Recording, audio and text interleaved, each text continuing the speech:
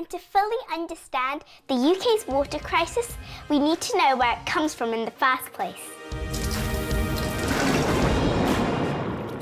Well, it might sound obvious, but it all comes from up there. But how exactly does it get from the sky to our sinks? Well, rain collects in the rivers and the streams and in reservoirs like this one. Reservoirs are really important.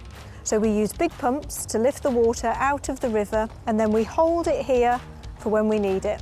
Over the summer, we heard that a lot of reservoirs got really low water levels. Why was that and how bad was it here?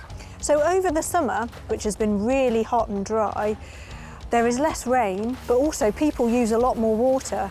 And so we've had to use our reservoir storage. We produced an extra 11 billion litres of treated water, a lot more than we normally would.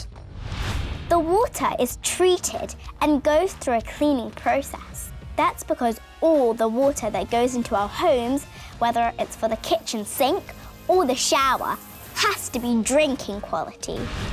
We've taken the water out of the reservoir and now we've added a chemical. And the chemical is sticking together all the very fine particles that are in the reservoir. All those little pieces and particles that we've stuck together, we're now floating to the top of this tank with air and we'll scrape them away. So here we are at the filters. The water filters through about 1 metre of anthracite, sand and gravel.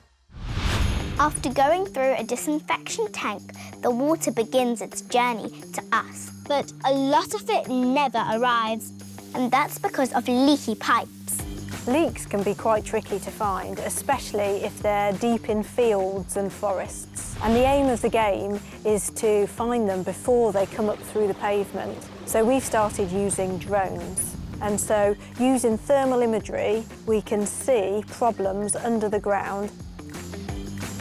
But despite using cameras like this, roughly 48 litres of water per person is lost every day through leakage in England and Wales.